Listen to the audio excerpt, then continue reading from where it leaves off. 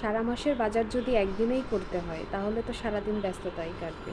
আসসালামু আলাইকুম এভরিওয়ান। আমার কাছে মনে হয় সারা মাসে একটু একটু করে মাছ মাংস এই কেনার ঝামেলাটা থেকে মাসে একবারে এইভাবে কিনে একবারে কিনে সংরক্ষণ করে রাখাটাই আমার কাছে মনে হয় আর কি ভালো। আমি এইভাবে চিকেন একবারে কিনে রাখি আর এইভাবে বেস্টের অংশ থেকে বাছাই করে রেখে দিই আমার বাচ্চার টিফিন, আমাদের একটু সন্ধ্যার নাস্তার জন্য আর কি।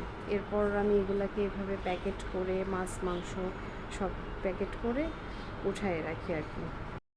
আমি মাছগুলাকে প্যাকেট করে রেখে দিয়েছি, এখন মাথাগুলাকে এইভাবে আলাদা করে রেখে দেবো, এতে করে আমি যখন মুগ ডাল দিয়ে বা কোনো কিছু দিয়ে রান্না করব সহজে বের করে রান্না করে। এখানে কিছু খাসির কলিজা নিয়েছিলাম, সেটাকেও আমি কেটে প্যাকেট করে রেখে দিব।